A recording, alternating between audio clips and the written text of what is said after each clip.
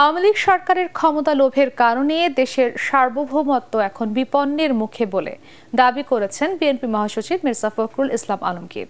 বিপ্লবী ওয়ার্কার্স পার্টির 20তম প্রতিষ্ঠাবার্ষিকীর অনুষ্ঠানে তিনি বলেন, ক্ষমতাসীনরা শুধু গণতন্ত্র হরণ করেনি, দেশের অস্তিত্ব হুমকির মুখে ঠেলে দিয়েছে।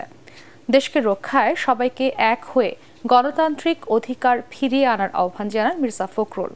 এ সময় বিরোধী জোটের নেতারা দাবি করেন, অপকর্ম ও দুর্নীতির দায়ে আওয়ামী লীগ সরকারের ভিত এখন নড়বড়ে।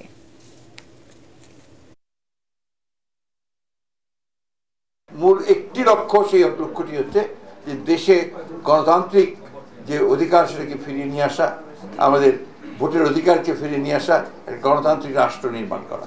সেই লক্ষ্যে আমরা একসাথে কাজ করছি। আমি বিশ্বাস করি, শুধু আশা নয়, বিশ্বাস করি যে আমাদের এই আন্দোলন কখনো ব্যর্থ হবে না।